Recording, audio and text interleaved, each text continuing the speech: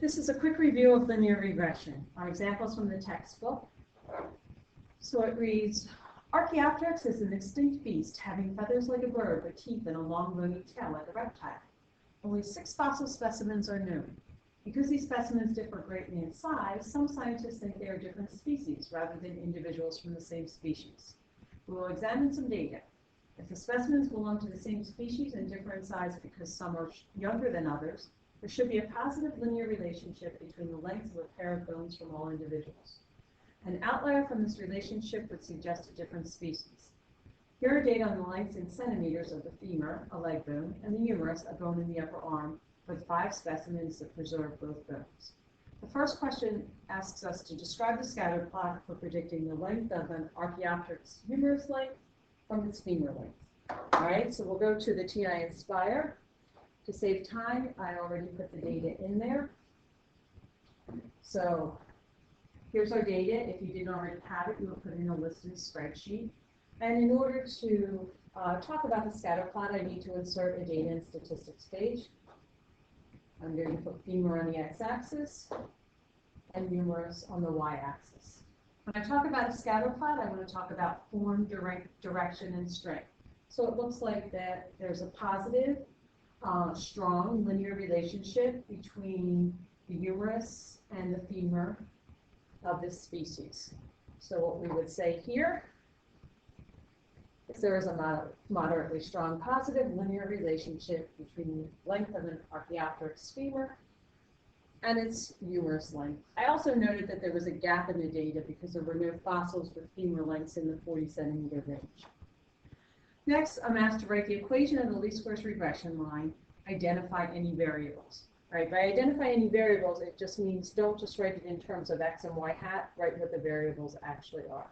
So I'm going to go back to the Inspire, and I can just on the graph do menu, analyze, regression, and show linear a plus bx, and there's my regression equation. I'll go back and put that in. And so we have here the regression equation is our y variable is humerus, so our predicted humerus length is equal to the intercept, which was negative 3.66, plus the slope, 1.20, times the femur length.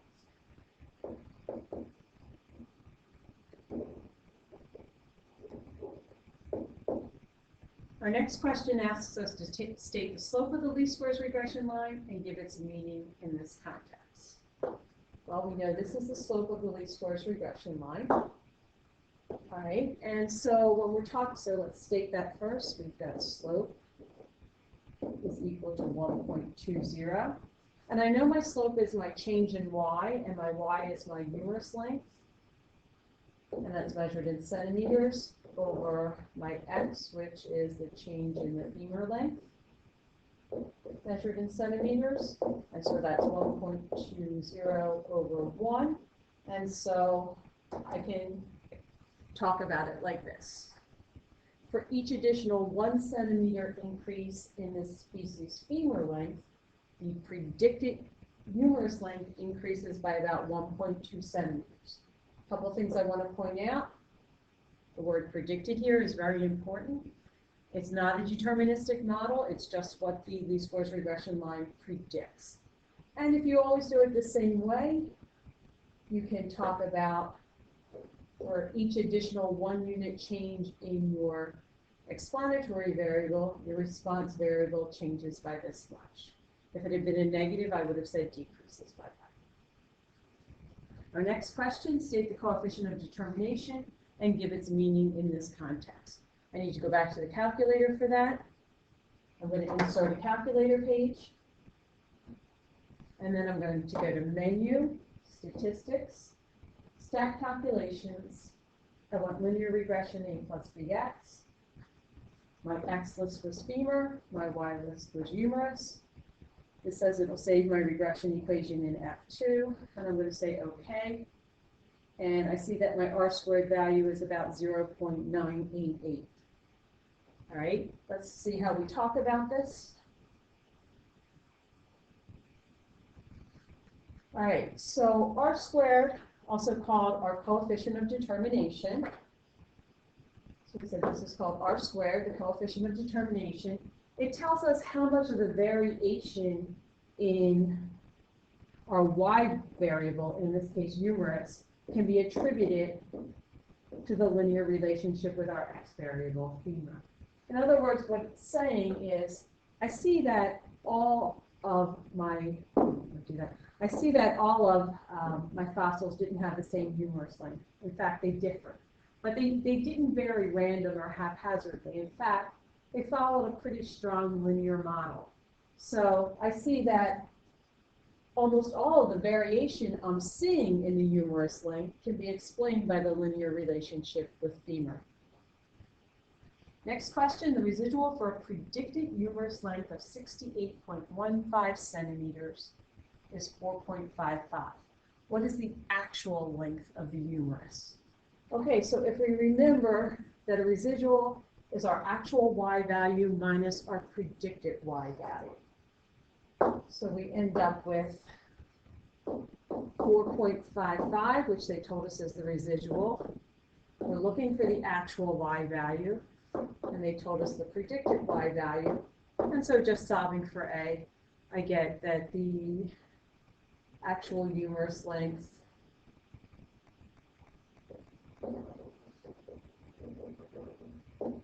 is equal to 72.7 centimeters. Next question, is a linear model appropriate for this data? Explain. Some people might try to appeal to the high R squared value, but we know that we have to look at a residual plot to make sure there's no pattern in it. So let's go back to our calculator. I'll go back to the graph. And put this pen down first. And go back to the graph, and I'll hit Menu, Analyze, Residuals, and Show Residual Plot. And so in the residual plot, we're looking for no discernible pattern. And I've only got 6 data values here, and there's no discernible pattern there. So what I want to do on a test or an AP is to sketch a graph of what I saw, residual plot, make sure I label it, and then I want to comment on it. So what I said was, a sketch of the residual plot is it reveals no distinct pattern, thus a linear model is appropriate. Next question, what is the residual for a humerus measuring 63 centimeters? All right, so again, we know that residual equals our actual y value minus our predicted y value. And so they're asking us to find the value of the residual when the actual y value was 63 centimeters. So what is the predicted y value? Well, I need to go back to my table.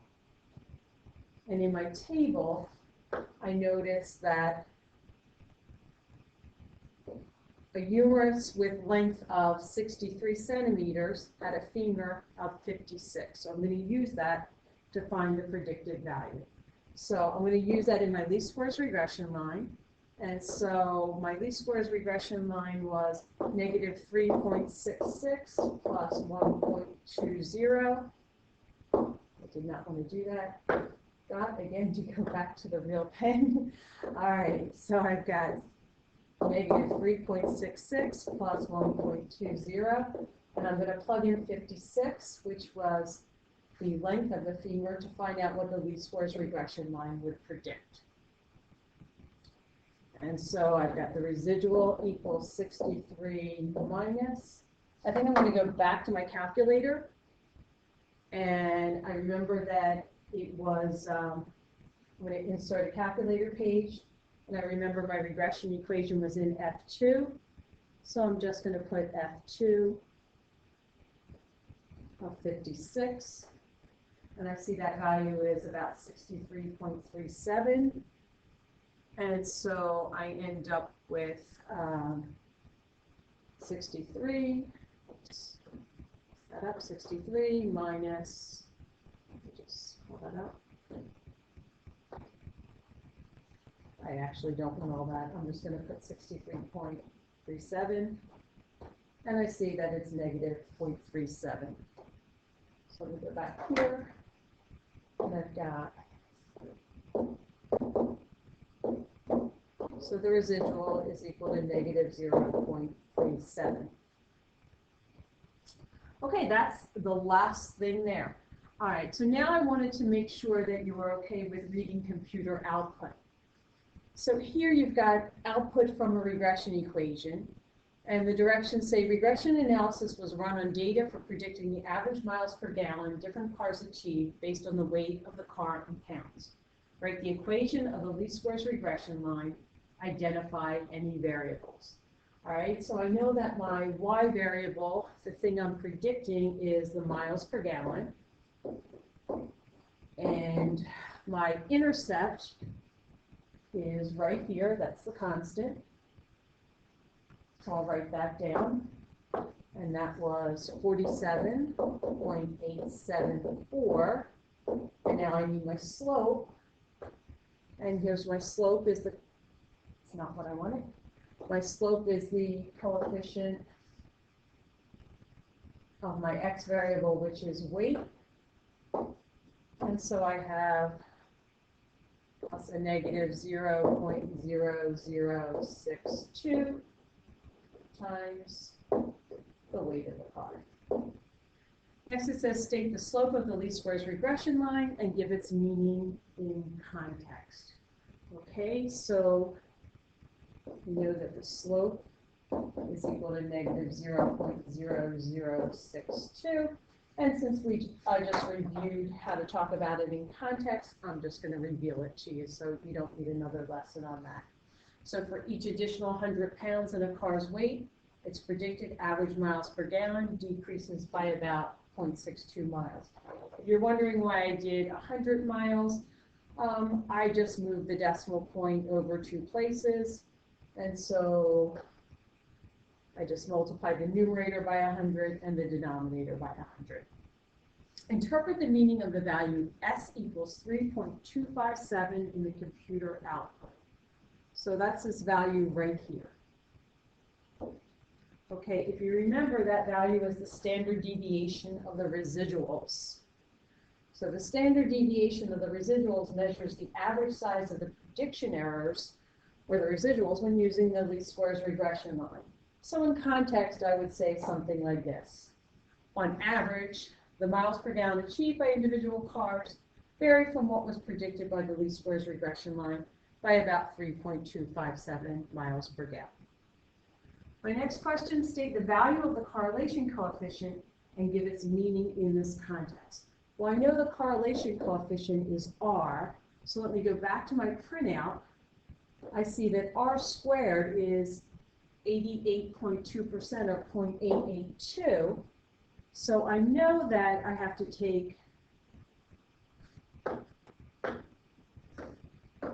the square root of 0.882, but do I want the positive principal root or the negative? And I have to go back and look and say, oh, the slope is negative, so that's going to be negative. And then I would just go to my calculator to get that value. And the correlation tells us basically the things that we talked about in examining a scatter plot: the form, direction, and strength. And you can just put that into your calculator to get it. And that's it, and that's the end of our lesson.